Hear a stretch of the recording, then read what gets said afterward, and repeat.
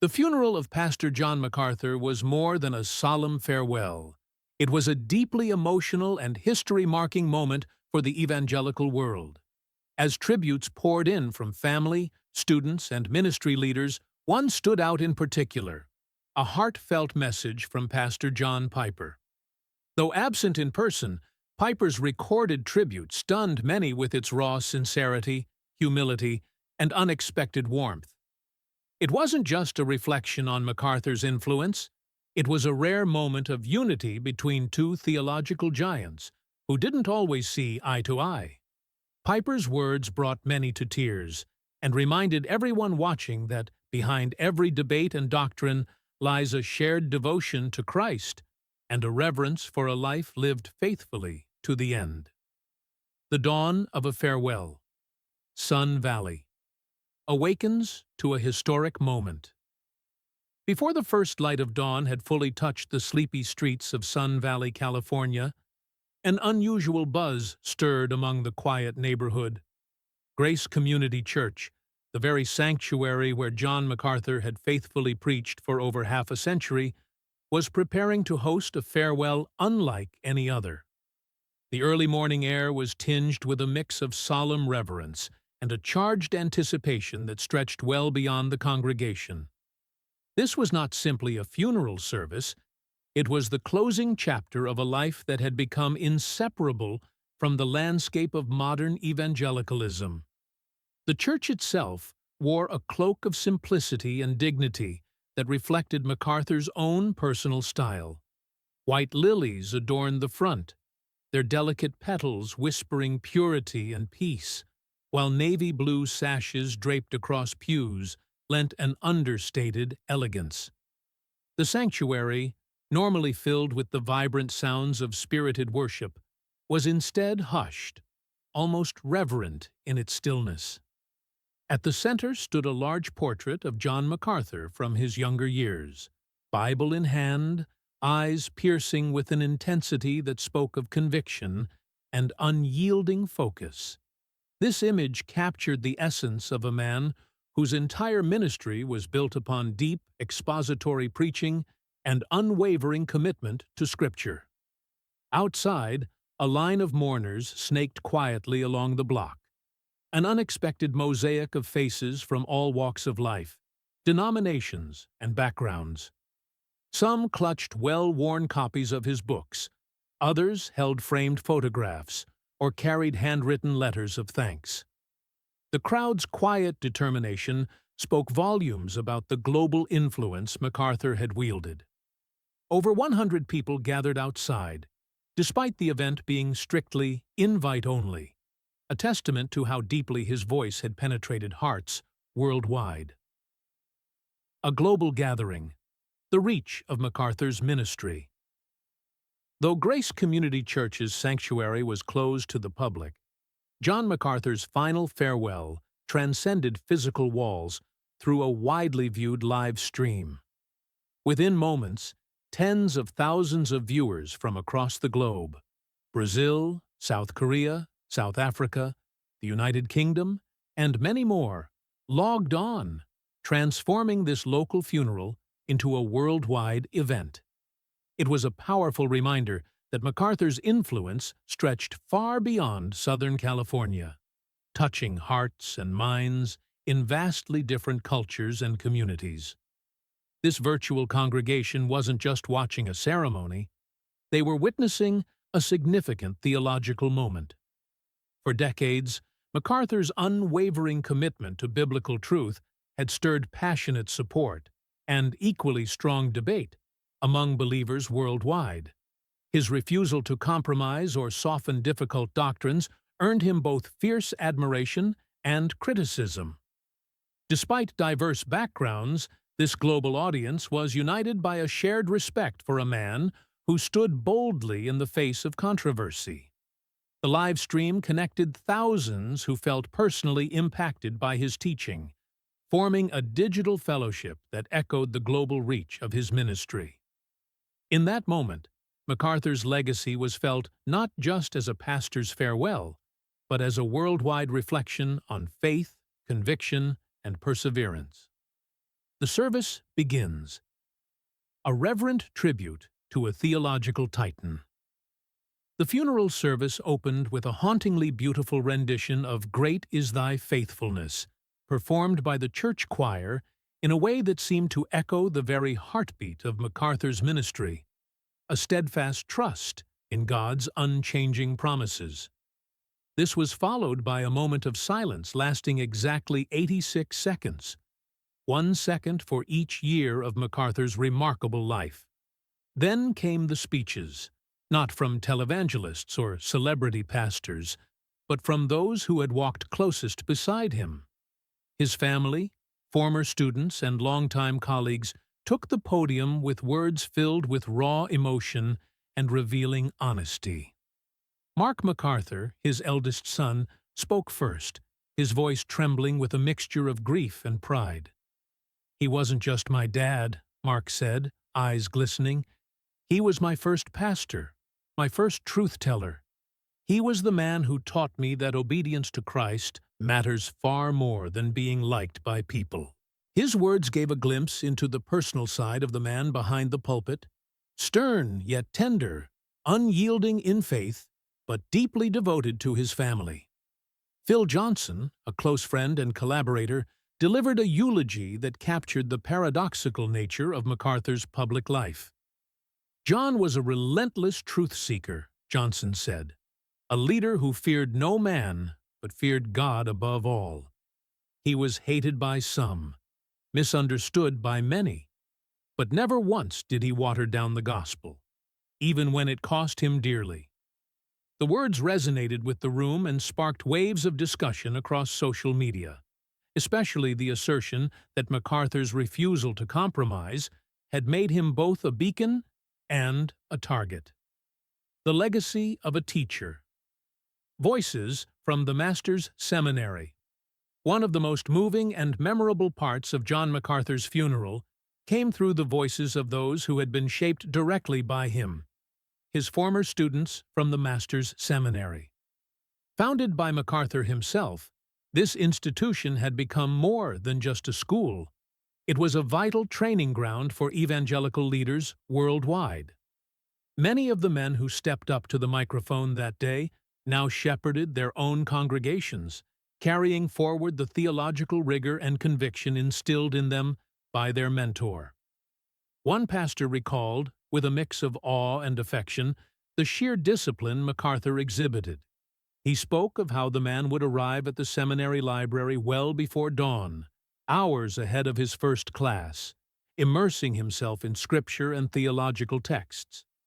It was a silent devotion to study that not only underscored MacArthur's personal commitment, but also set a standard for everyone who walked through those doors. This was a man who demanded intellectual rigor, not as a burden, but as an essential foundation for faithful ministry.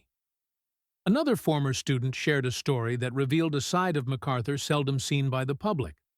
Amid his often stern and uncompromising reputation, MacArthur had a quietly generous heart. This student recalled how MacArthur would anonymously pay tuition fees for struggling classmates, never seeking recognition or gratitude, simply wanting to help those who had devoted themselves to God's calling but faced financial hardships. These stories together painted a more nuanced picture. MacArthur was a man of unshakable theological conviction. Yes, but also of deep care and kindness. A mentor who invested not just in doctrine, but in people. The absences that raised eyebrows, a funeral marked by notable silence. Yet, the service was not without its shadows. While many spoke with warmth and respect, the absence of several prominent evangelical leaders was keenly felt. Names that echoed loudly throughout conservative Christian circles, Al Mohler, John Piper, Franklin Graham, were missing. Neither in person nor in recorded form did they offer a tribute. This silence did not go unnoticed. The live stream's comment sections soon buzzed with speculation and questions. Were these absences the result of mere scheduling conflicts? Or was there something more? A deeper rift? Lingering tensions or theological disagreements that had finally come to a head. In an evangelical landscape often marked by strong alliances, these notable omissions added a subtle but undeniable layer of intrigue. For many viewers, the silence spoke louder than words. It raised questions about the fractures that might exist within what was often portrayed as a unified front. For a movement built on shared convictions but not immune to human complexity, the missing names cast a quiet pall over the proceedings, stirring curiosity and unease about what lay beneath the surface. A message from beyond. MacArthur's final recorded words. As the formal tributes came to a close, the room dimmed and the atmosphere shifted. A video message began to play, recorded by John MacArthur himself just 6 months prior to his passing. The tone was calm and measured, his voice steady, despite the gravity of what he knew was to come. "If you're watching this," MacArthur said solemnly, "then the Lord has finally called me home."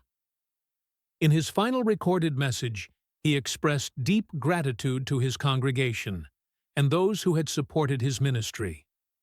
But more than thanks, it was a charge, an urgent plea to the next generation of pastors and leaders.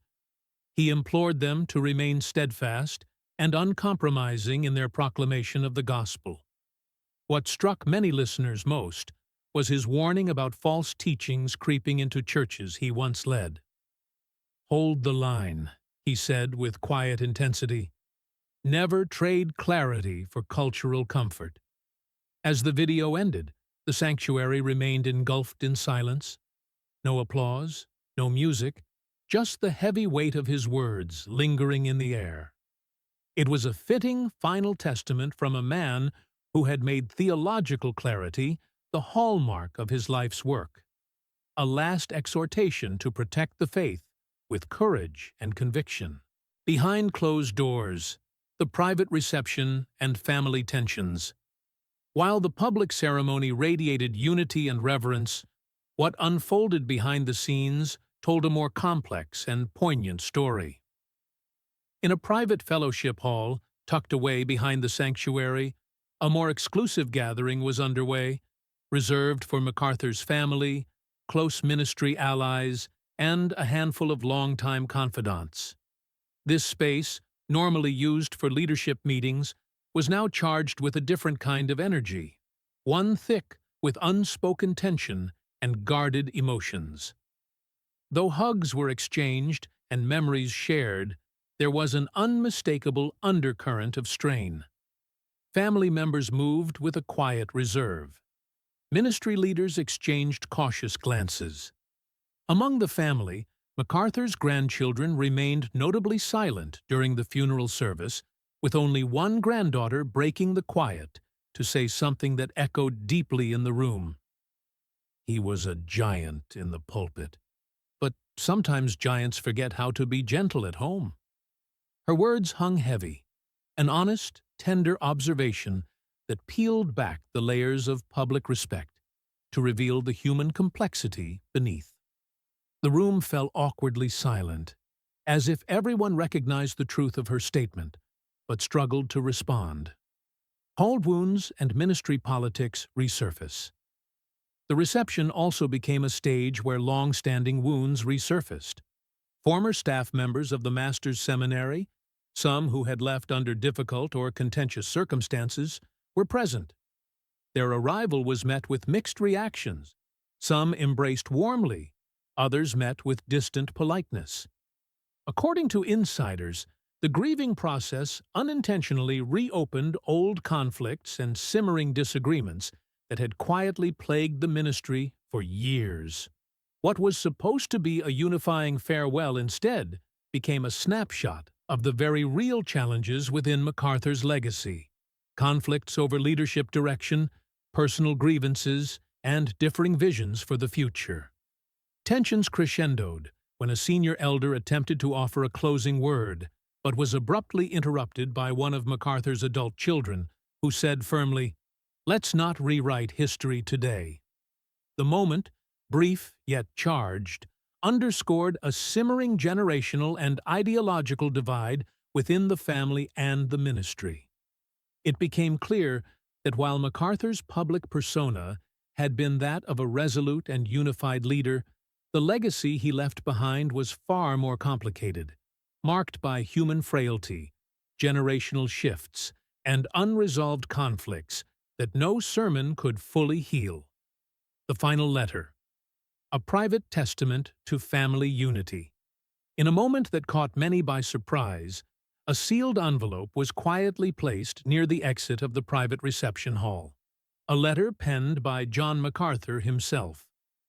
Unlike the public tributes and sermons that had filled the day, this letter was deeply personal and intended solely for his children and grandchildren.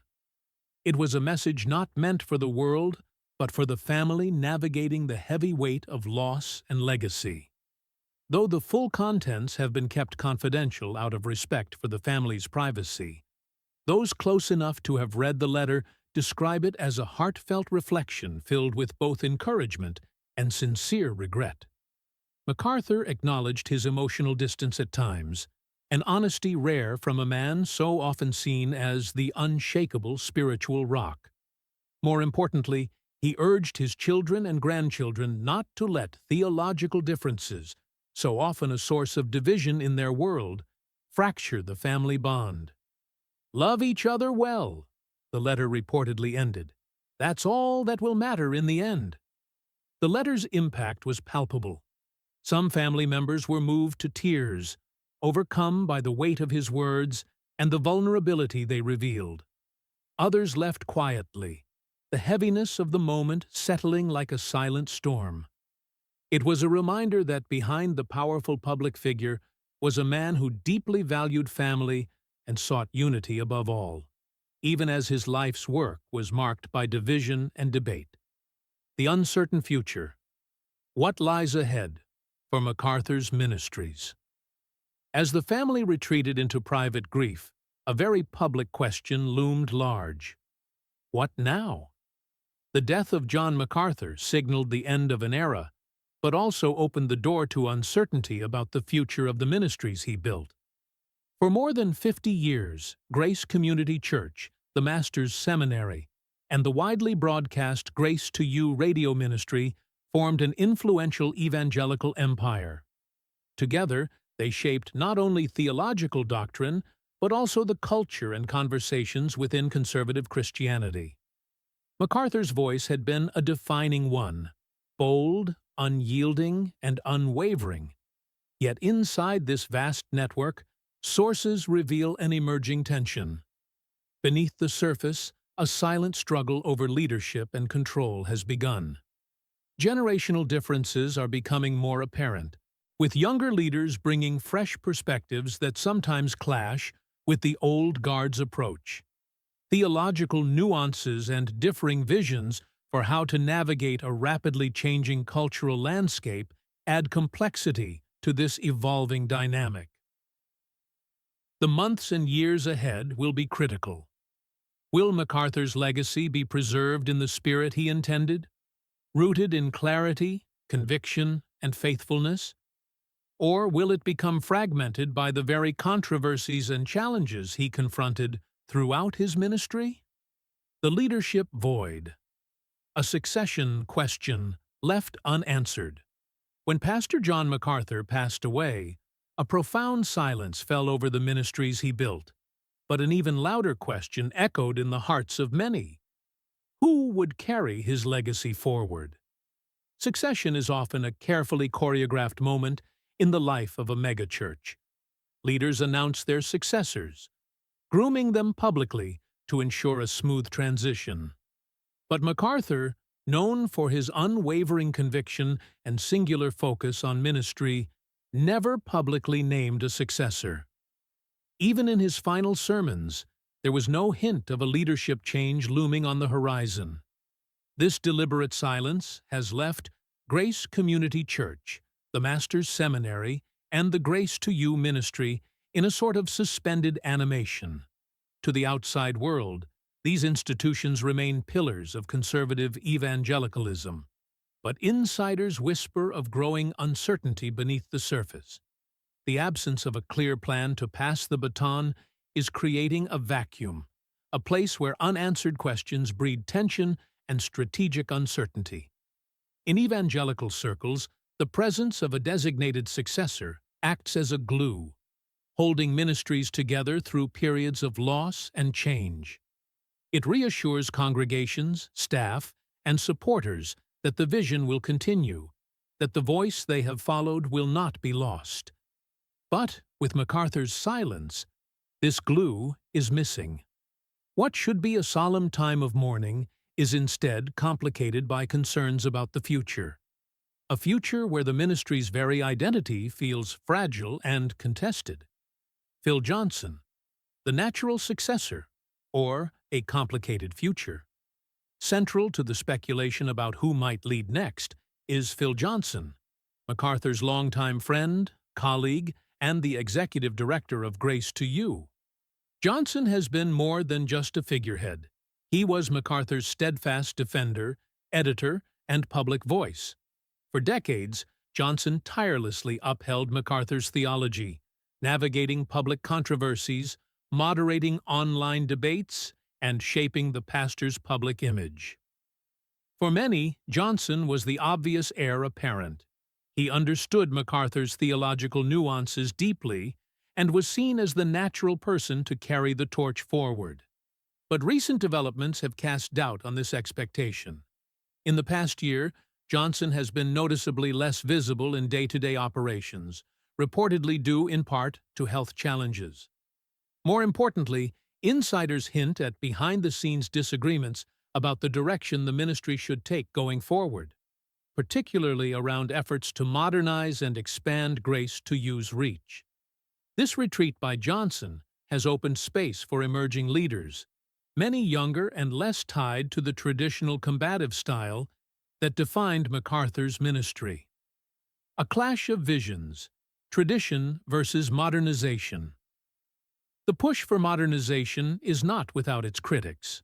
The so-called old guard, including many longtime elders at Grace Community Church who helped build the church alongside MacArthur, stand firmly against any dilution of the message. These leaders view MacArthur's uncompromising theological stance as the very foundation of the church's identity. One elder was overheard telling staff, "John's message doesn't need a makeover, it needs a megaphone." That statement captures the core concern, the fear that softening the message would not only betray MacArthur's legacy, but weaken the church's spiritual authority. To these elders, the clarity and firmness of MacArthur's preaching was a beacon in a world full of theological confusion and cultural compromise.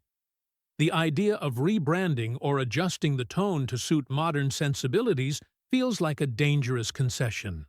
For them, standing firm means holding the line against cultural drift, even if that means alienating some. This generational and ideological tension is palpable, creating fault lines within the ministry leadership. On one side are those who want to protect the legacy as it was lived. On the other are those who believe adaptation is essential to keep the ministry relevant and effective in a rapidly changing world.